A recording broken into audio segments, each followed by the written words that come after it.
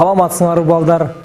Биз кайрадан ошол окуучулардын мектепте кандай жүрүш турушу, окууга болгон аракети деги эле досторуна, мугалимге, ата-энелерге болгон мындай бир мамилеси тууралуу сөз кылууну ыра көрүп турабыз, эп көрүп турабыз. Биздин мектепте билесиңер, таланттуу, ар өнөргө шыктуу, анан дагы окууга болгон аракети жогору, акыл парасаты бийик, ойлоо жөндөмдүүлүгү кенен, интеллектуалдык деңгээли бийик окуучулар окуйт да.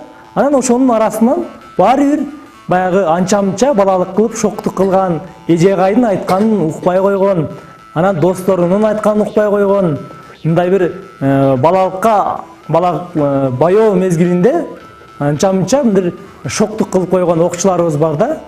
А ошол окуучуларды кайрадан жекече сүйлөшүп, анкеталарды жүргүзүп, ар кандай бир сабактарды өтүп, ошол окуучулар менен биз окуучулар менен сүйлөшүүлөрдү жүргүзөбүз да.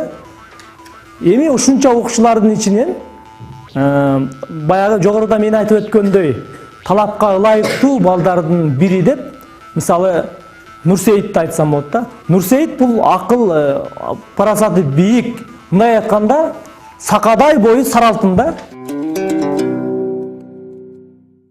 Дос, сен агай сакадай бою сары алтын деди го. Сен чындап эле алтындай сарысыңбы? Сен кара элесиң го. Балдар, мен агайдын сакадай бою сары алтын деген сөздү түшүнгөн жокмун. Ал өзү эмне деген? Мааниси эмне?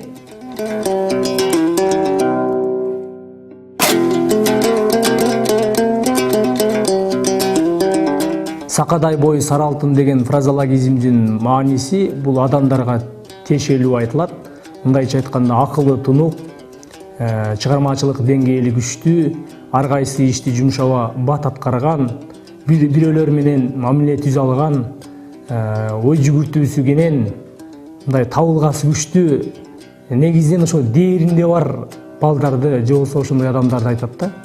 Мисалы кээ бирлер ошол бою кичине болгону менен ою терең, ою бийик, максаты күчтүү, жогору.